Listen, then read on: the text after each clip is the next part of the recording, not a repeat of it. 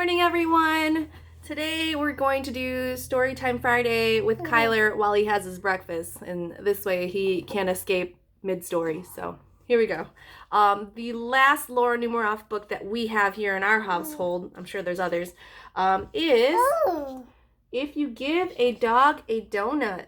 This is a new one. Are you excited? Okay, here we go. If you give a dog a donut.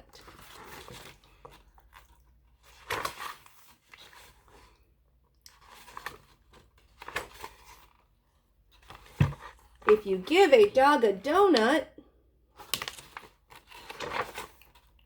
he'll ask for some apple juice to go with it. When you give him the juice, he'll drink it all up.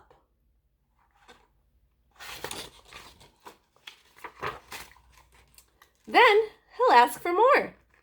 There won't be any left, so he'll want to make his own. He'll go outside to pick apples.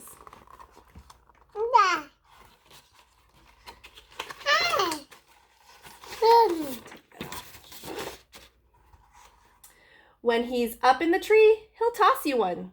Throwing the apple will make him think of baseball. He'll want to play.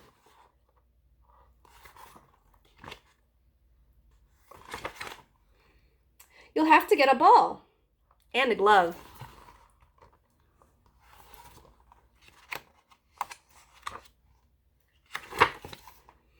Of course, he'll also need a bat.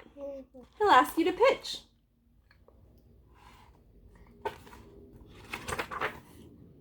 He'll hit a home run.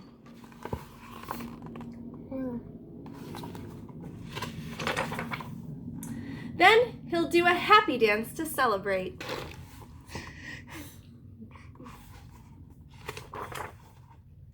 Dancing will make him hot and dusty, so he'll need some water. He'll probably start a water fight. You'll have to dry him off with your bandana.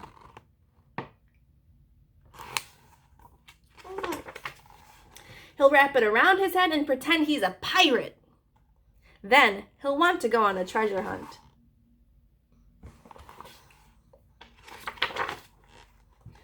He'll find an old kite and want to make one himself. You'll have to get him some sticks, paper, and string. See that? When the kite is finished, he'll want to fly it. It will go higher and higher until it gets tangled in the apple tree. The tree will remind him of apple juice, so he'll probably ask you for some.